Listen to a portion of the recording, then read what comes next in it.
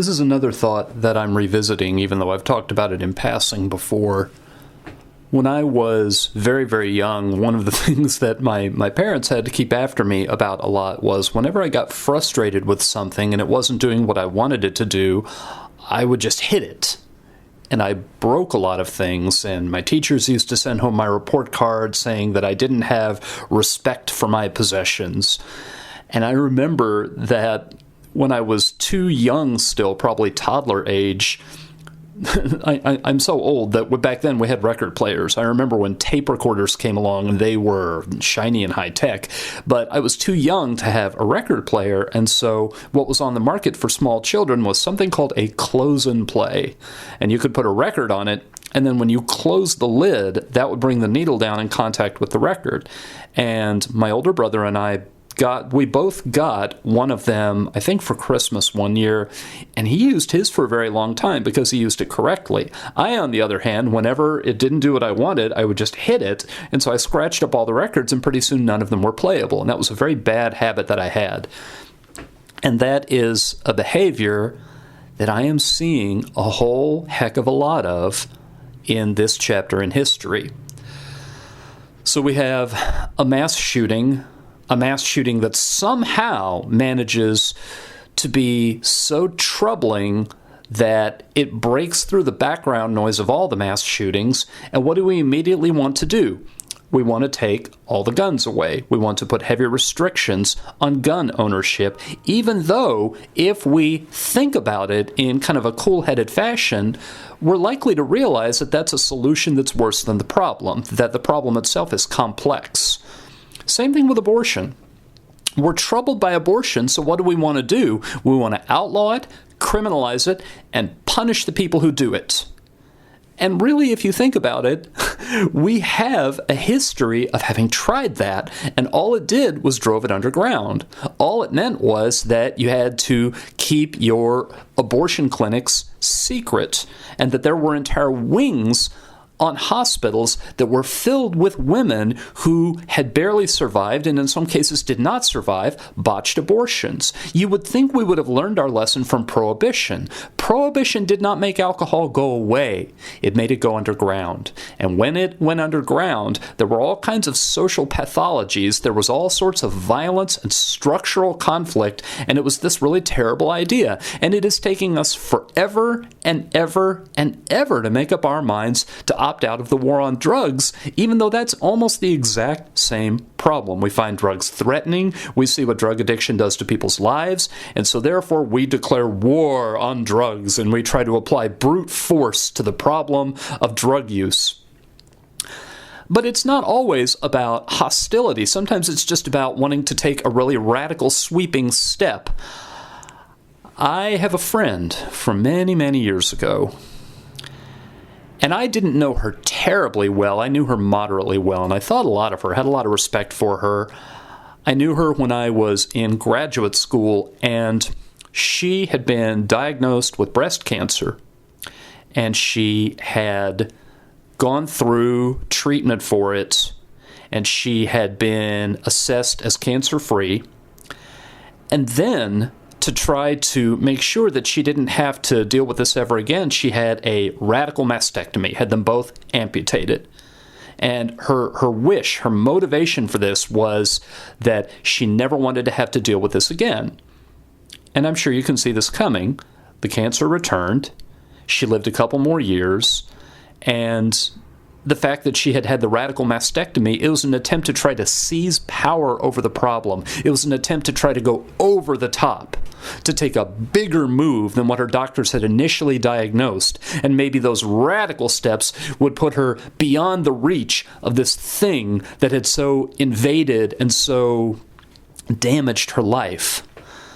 I know this is going to be academic of me, so please be patient with me, but there's a move that the rabbis did with Jewish scripture, with what Christians call the Old Testament, that is a lot of what Jesus complained about, and it's something even controversial among a lot of practicing observant Jews today, which is to say, they took the Torah, they took the law that God had given, and they built a fence around it. So if God said don't do something, the rabbis would issue rulings that would say don't do anything that's even close to it. Don't do things that even resemble it. And they were trying to become more powerful and make bigger gestures in the direction of trying to push away what terrified them. And what terrified them was God's wrath, God's rejection, the punishment God would give if the law wasn't observed. So they would go over the top and overreact. And those overreactions, those are not solutions. Another place that I see this particular pattern is the difference between the Versailles Treaty and the Marshall Plan. And the Marshall Plan is one of the places we actually got it right. What did we do at the end of World War I? We looked at the problem of an aggressive and frightening-looking German army and German society, and we tried to punish it, and we tried to crush it violently with punitive reparations, economic sanctions that absolutely squashed the German economy. But the result of that, really, it just sowed the seeds for World War II. So what did we do at the end of World War II? Did we make the mistake again? No, what we did was we carried out the Marshall Plan. And the Marshall Plan was to help them rebuild. And when we helped them rebuild, well, it's now 2017 and we haven't had another war in Europe. And to go 72 years without a war in Europe, there was a time back in the 20th century, the 19th century, that the idea you'd go 72 years without a war in Europe would be like there being 72 years without there being a suicide bombing anywhere in the Middle East. It was just unthinkable. But we've seen it. And it came about because we stepped back from our previous mistake, and instead of lashing out violently, we built up. And somehow, right now, it seems as though we've lost the will to think in that direction, to put a stop into the escalatory spiral of our anger and our anxiety, and to stop with the displays of strength, and to stop with the over-the-top responses. We're having a very, very hard time thinking in that direction. Over the weekend, I read an article that was in The Atlantic, and you can probably find this article, and it talked about how there are people in the Republican Party who are finding it very, very difficult to identify their fellow Republicans because the old measures of moderate to extremely conservative just aren't working anymore. So in this article, the author of the article, the columnist, talked to a number of Republicans who had different ways that they proposed to arrange members of the party, and one of them that I found the most intriguing was a spectrum between philosophical Republican and grievance Republican. Philosophical and grievance. So you had some Republicans, they embraced that identity, they affiliated with the political party because they had a philosophical belief that the Constitution was this very elegant work of political genius, and it was worth being very picky and very stubborn to try to make it run the way they believed it was designed to run. They also believed that liberty, that making decisions that erred in the direction of liberty, that was worthwhile, and it made for a good political order. And I give these examples to say they had a positive program. They had in mind what they did want to see, and they thought that being active in the Republican Party gave them a chance of living in that kind of community. So that's one endpoint on the spectrum. The other endpoint on the spectrum was the grievance Republican.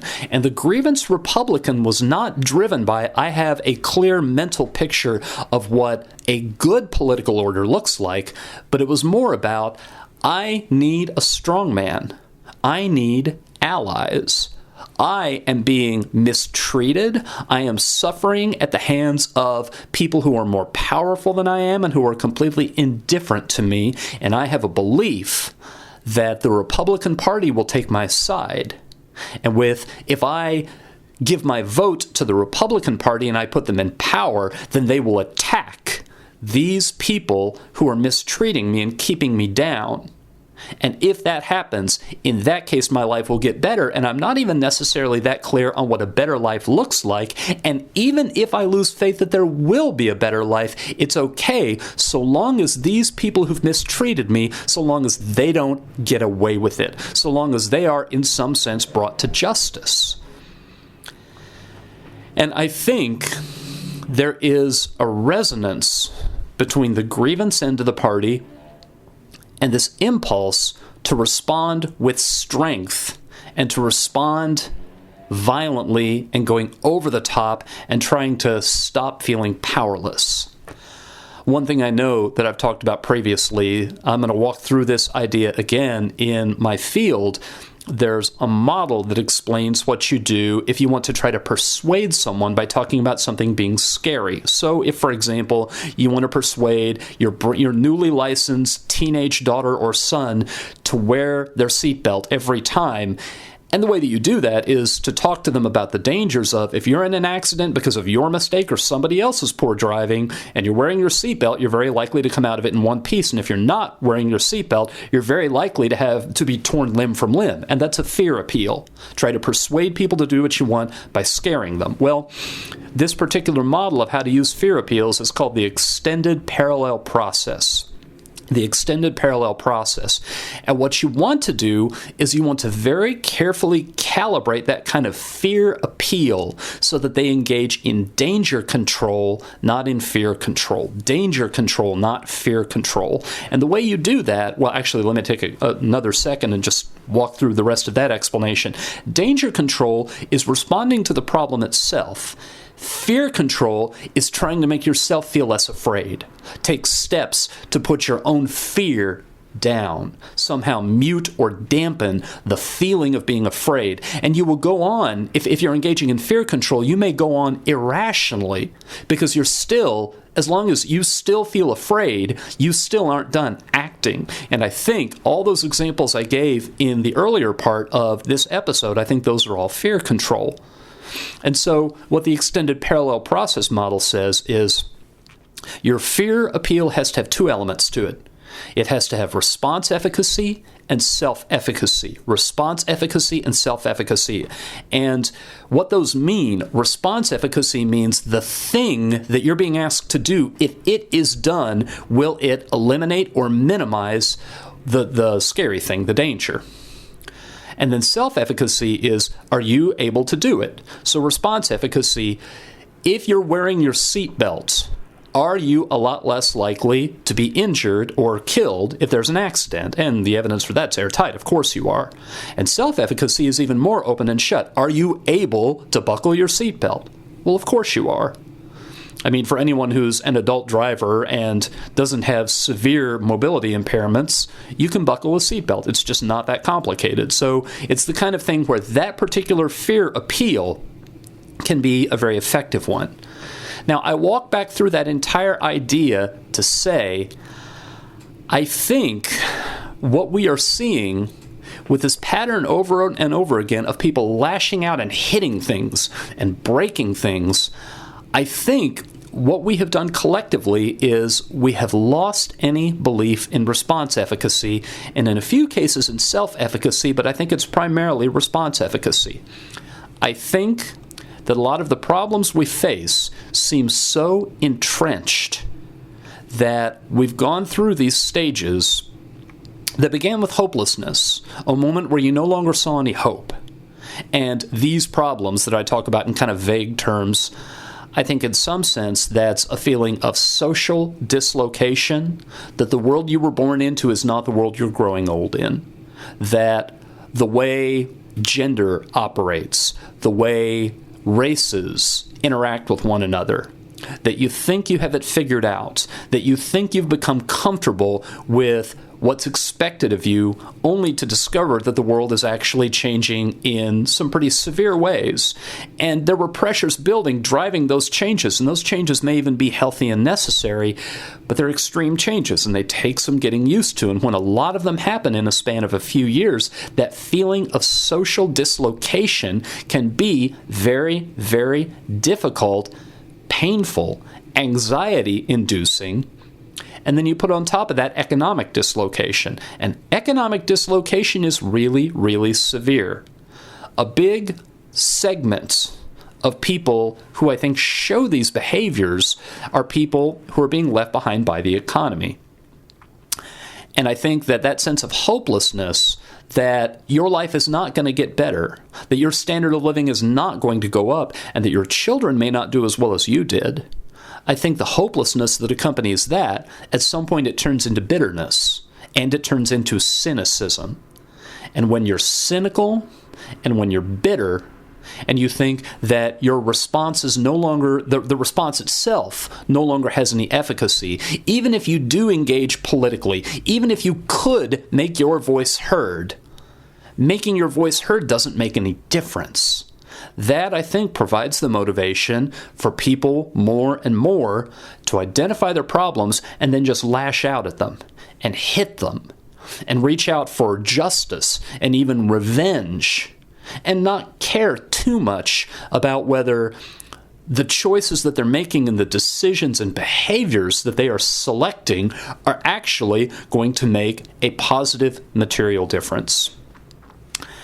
And what's complicated about it, because, of course, I started off today saying these problems are complex. You know, gun violence is complex. Why people have abortions is complex. The really just bedeviling part of all of this is parts of it are corruption. I'm quite convinced. Parts of it are corruption.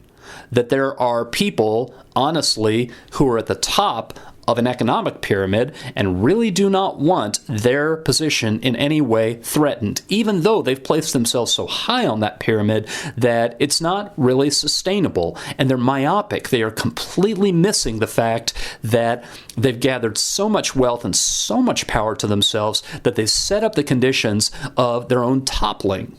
This is something that history ought to tell them is a danger, but I don't know whether it's ego. I don't know whether it's that it's aversive to think about that possibility because it produces so much anxiety, but they don't think about it. And I'll also say that some of the folks who are driving the social reforms that are happening and some of the changes in gender and some of the changes in racial interaction, that they're doing them so rapidly. They see themselves at the end of a very, very long narrative, and they're saying at last we should reach the point where we make big strides. And what they don't understand is big strides are the least sustainable ones of all. Big strides are the ones that are most likely to be rolled back. Because what you've got to do when you bring people along in the modernization of how people relate to one another is you have to help people learn, and people do not learn overnight. Help people both unlearn and then learn. And the problem is because I don't think that work is being done, and because I think Brown versus Board of Education is still held up as such a good solution, and I have mixed feelings as to whether that was a good solution. Its objective I'm entirely behind, but was snapping that solution into place in a moment, even if it was then fought out over the next decade or two of following Supreme Court decisions, that sudden change, that revolution, what it did is it invited counter-revolutions. It continued a cycle of exactly what happened at the end of World War I and the Versailles Treaty. The Versailles Treaty did not crush Germany, and Brown versus Board of Education didn't crush white supremacists, as we are currently finding out. When your solution to the problem is to crush them, you sow the seeds for their resurgence. I also think it's the case that people who are at the top of the pyramid, either at the top of the pyramid because of wealth or top of the pyramid because of visibility and ethos, I think that they became so skilled and so professionalized at quieting dissent or redirecting dissent, making a false target, making a scapegoat, that I think year after year, over and over again, people succeeded in making the dissent go away, channeling the dissent to where it just absolutely wasn't a factor, and they thought that their success would be permanent.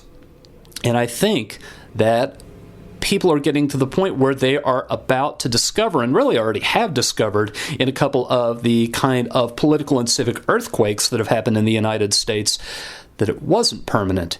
It never was permanent.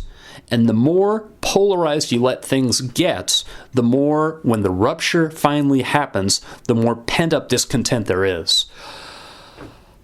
I think I've mentioned previously that the big formative experience I had when I was younger was I was a competitive debater. I started that when I was in junior high school, and I competed in interscholastic and then intercollegiate debate all the way through junior high, high school, and college. And there was this one argument. We were never very proud of it, and we always had a hard time explaining it to other people, to people who were outside of competitive debate, but it was based on the works of Thomas Malthus. And Thomas Malthus was, well, he was a reverend, but he authored a classic work about economics and population, and he said that agricultural production expands arithmetically. You can add another acre, and you add acres on one at a time. But population expands geometrically. So two people get together and they can have 4 children or 8 children or however many. Population growth is always going to outstrip our ability to bring more resources into cultivation to sustain that population growth.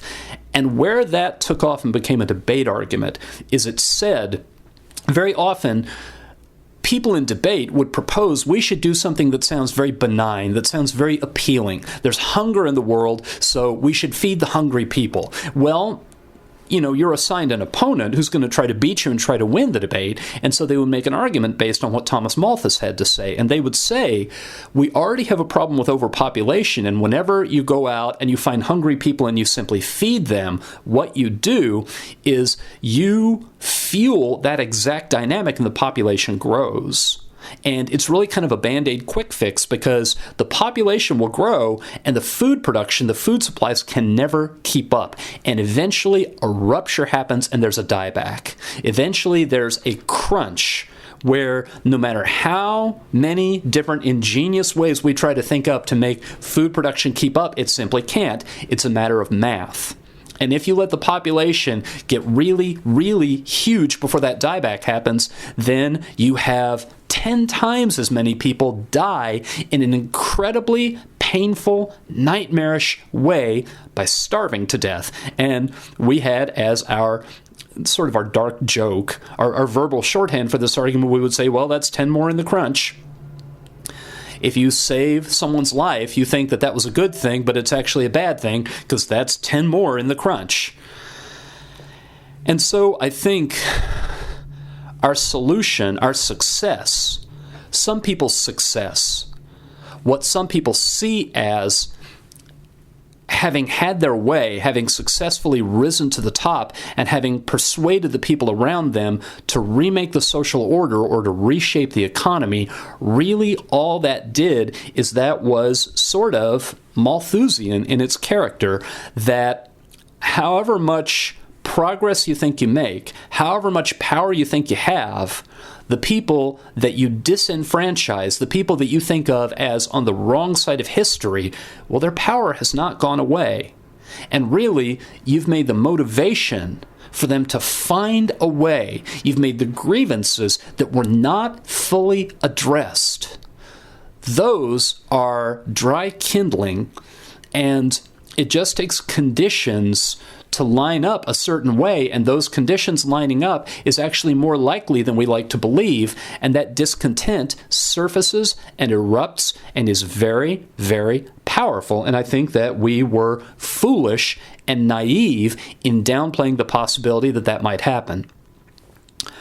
So, where do I wind up with all of this? Well, I think that I live in a community of people who are breaking things, hitting things, doing it out of frustration. Somewhere deep down, they actually want things to work right, but I think that they've lost hope. And so, what does that mean it falls to me to do? Well, is there a way that I can help people become hopeful again? And I've talked before about, can I step out of my routines? Can I get to know people that I ordinarily have just moved in different spheres from? Can I make friendships? Can I get past use of my digital devices and actually look people in the eye and talk to them and socialize and build satisfying relational ties? And with even that, make enough of a difference that it would, even just as a drop in the ocean, would that help people feel less cynical? Would it help people feel less hopeless and less bitter? I don't know, part of it, and maybe this is a future episode, is I haven't said a thing about rising expectations, but the big change, just in my lifetime and really in my adult lifetime, it hasn't been going on that long. We lose sight of that. The big change in my lifetime is the flood of information, and what the flood of information does in showing us images of glamour and wealth and success. And I think it's entirely plausible that there was this much polarization all along, and there was this much disenfranchisement all along. But because we didn't have the open spigot, we didn't have the fire hose of up-to-the-minute news, we didn't have our faces rubbed in it all the time. And so we have just this absolute high-definition picture of how out of power we are, and this high-definition picture of how powerful other people are, and it's impossible to ignore the reality of what frustrates us so very much. That may be what is amplifying this tendency. So what do we do about that? Well, if you have something that you find intolerable, you either deal with the problem or you adjust your expectations. Is it possible that we need to find some way to keep this in perspective? Is it possible, and this really sounds naive even in my own ears, that we learn to take the long view, that we learn to work on what we can work on and start in communities and in friendships and at the grassroots, and little by little build our way up? It's something that people have done successfully in the past in history, but we have the handicap that we look back on the fact that they accomplished it, and that does a couple of things. They did not know at the time, so they had to have the commitment and the idealism to pursue it, not even knowing what the outcome would be. And because we're looking back after it happened, it looks to us like it was a foregone conclusion and like it was easy. And so it gives us this false, distorted image of just how hard of a struggle it is. And so I think if we wanted to, one person at a time, one relationship at a time, try somehow to reconstitute our communities, to correct for the fact that we are being blasted with information that reminds us of just how disenfranchised we are and how polarized everything has become, and how the people on top have tried to cement their power, and they think that that is sustainable, and therefore we live in this unbalanced community. If we could somehow reach a critical mass of people who grasped that and who had an objective in mind and a willingness and a motivation not to be bitter, not to be hopeless, but to work on a very, very long project, not with unrealistic expectations about how soon they would see tangible results, but really building the relationships and then building the community because it was worthwhile for its own sake. But not letting it being worthwhile for its own sake turn into complacency, but having a little bit of a vision that we are moving in the direction of distributing power in our political order so that power genuinely is shared, so that we're not locked into a stratified, hierarchical system where a few people decide everything. A few people with exaggerated ethos define what is right and wrong. A few people who've collected a lot of money spend their money to get the outcome they want.